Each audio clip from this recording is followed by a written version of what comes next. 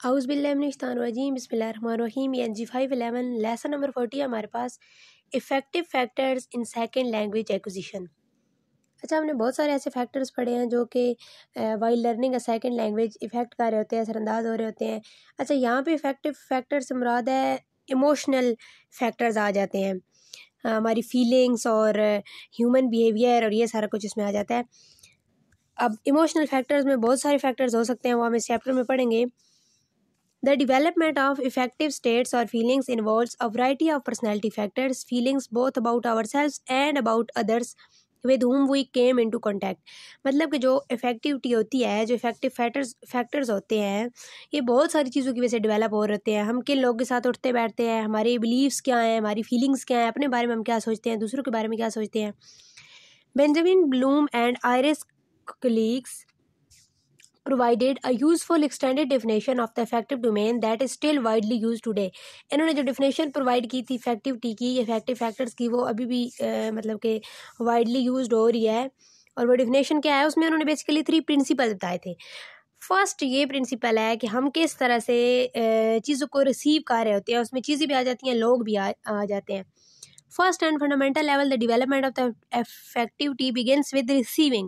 Person must be aware of environment, surroundings them and be conscious of situations, phenomenon, people and objects जिन चीज़ों को वो receive कर रहे हैं। जो सेकंड प्रिंसिपल है वो ये है कि हम रिस्पॉन्ड किस तरह से कर रहे हैं पीपल्स को, नज़रियात को, और जो चीज़ें हम रिसीव कर रहे हैं तो हम उनको रिस्पॉन्ड किस तरह से कर रहे हैं।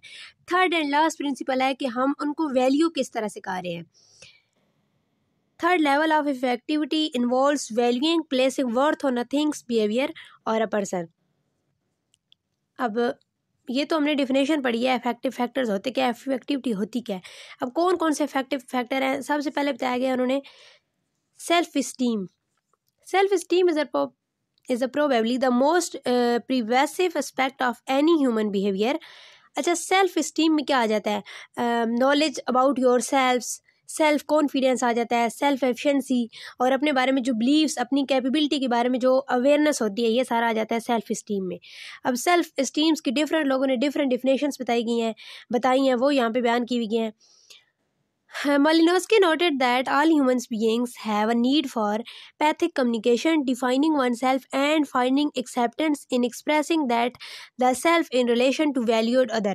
अपनी यानी कि अपने आप को सेल्फ एक्सेप्टेंस के लिए और दूसरों को वैल्यू देने के लिए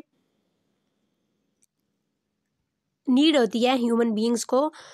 Personality development universally involves the growth of a person concept of self, acceptance of self and reflection of self as seen in the interaction between self and others। The following is a well accepted definition। अच्छा, यहाँ पे एक और definition बताई गई है। We refer to the evolution which individuals make the customarily maintain with regard to themselves। It expresses an attitude of approval or disapproval and indicates the extent to which individuals believe themselves to be capable, significant। तो ये सारी self esteem की definition बताई गई है। जो simple term में जो जनरली इसकी डेफिनेशन है, वो अपनी कैपेबिलिटीज़ के बारे में, अपने आप के बारे में नॉलेज होना, सेल्फ कॉन्फिडेंस, सेल्फ एफिशिएंसी वगैरह, वो सारा सेल्फ स्टीम में आ जाता है। नेक्स्ट हमारे पास टॉपिक नंबर 236 है attribution theory and self efficiency. Underlying the issues and questions about the role of self-esteem in a language learning are fundamental concept of attribution and self-efficacy based on seminal work of psychologist Bernard Werner। Attribution theory focus on how people explain the causes of their own successes and failures। मतलब कि एक बंदे की ज़िंदगी में जो नाकामियाँ और कामयाबियाँ होती हैं, उसकी जो रीजंस होती हैं, उसके जो काजेज़ होते हैं, वो उनको किस तरह से डिस्क्राइब करता है, एक्सप्लेन करता है। बेसिकली एट्रीब्यूशन थ्योरी ये है। नेक्स्ट है हमारे पास विलिंगनेस टू कम्युनिकेट। अच्छा, इसमें ये है ना कि अब देखें, एक जो सेकंड लैंग्वेज लर्नर है, उसने किसी हद तक सेकंड लैंग्वेज को लर्न भी कर लिया है या वो लर्न कर रहा है भी, लेकिन जब उसे कन्वर्सेशन के लिए कम्युनिकेट करना पड़ता है तो वो किस हद तक उसमें रजामंदी का इजहार करता है, मतलब किस हद तक वो कम्युनिकेट कर सकता है। कुछ जो L2 को छोड़ें, L1 के भी जो स्पीकर्स होते हैं वो भी कम्युनिकेशंस में बहुत वीक होते हैं, वो कम्युनिकेट नहीं कर सकते हैं, उनको मतलब कि कन्वर्सेशन स्टार्ट करने में प्रॉब्लम हो रही होती है, वो बहुत शाय होते हैं। तो इसमें यही बताया गया है। A factor related to attribution and self efficiency One that has seen a surge of recent interest in the research literature is the extent to which learners display a willingness to communicate as they tackle a second language. Willingness to communicate, अच्छा ये abbreviation आपसे पूछी जा सकती है WTC. Willingness to communicate may be defined as underlying continuum representing the predisposition toward or away from communicating given the choice. और simple definition बताई गई है इंटेंशन टू इनिशिएट कम्युनिकेशन, मतलब कि कम्युनिकेशन को, कन्वर्सेशन को स्टार्ट करने के जो इंटेंशन होती है, जो हमारा इरादा होता है, उसको बेसिकली कहते हैं विलिंगनेस टू कम्युनिकेट। नेक्स्ट है टॉपिक हमारे पास 238 इनहिबिशन रिस्क टेकिंग। अच्छा, इसमें यह होता है कि अब कन्वर्सेशन करनी है या टीचर कुछ पूछ रहा है तो उसको आगे से रिस्पॉन्ड करना है, तो स्टूडेंट्स में एक ये डर पाया जाता है कि अगर हम गलत बोलेंगे तो मतलब जो हम बोलने लगे हैं या हमारा आंसर गलत ना हो जाए, तो वो रिस्क लेने से डर रहे होते हैं। The prominent characteristic of good language learner according to Rubin and Thomson were the ability to make intelligent guesses. ये वाला एमसीक्यूज में पूछा जा सकता है कि रॉबिन और थॉमसन के नज़दीक जो एक प्रोमिनेंट कैरेक्टरिस्टिक है गुड लैंग्वेज लर्नर की, वो क्या है? Ability to make intelligent gases.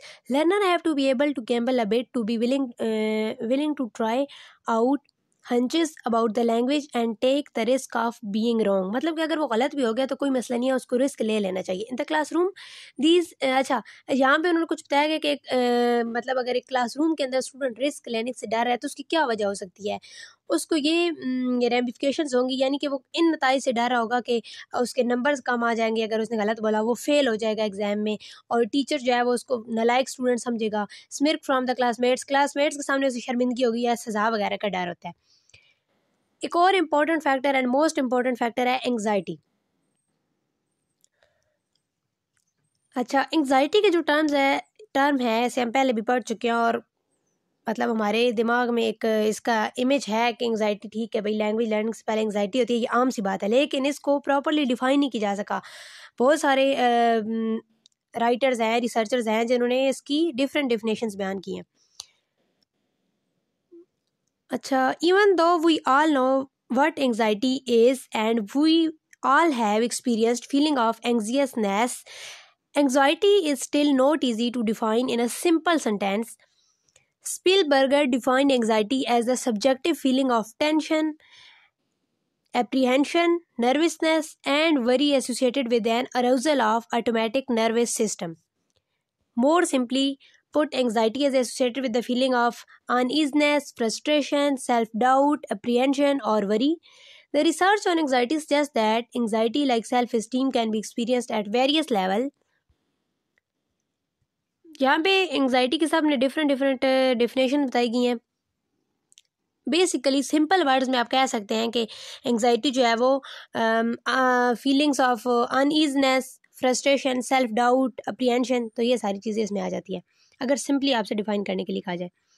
Next हमारे पास है एम्पैथी। ये भी इम्पोर्टेंट फैक्टर है। The human being is a social animal and the chief mechanism for maintaining the bond of society is language. मतलब जो इंसान है वो बेसिकली एक मुशरती हैवान है और उससे लोगों से कम्युनिकेट करने के लिए लैंग्वेज का यूज़ करना पड़ता है, और जो एम्पैथी है उसमें लैंग्वेज इंपॉर्टेंट किरदार अदा कर रही होती है, क्योंकि हम किसी भी चीज़ का इजहार जो होता है वो अपने अल्फाज से कर रहे होते हैं।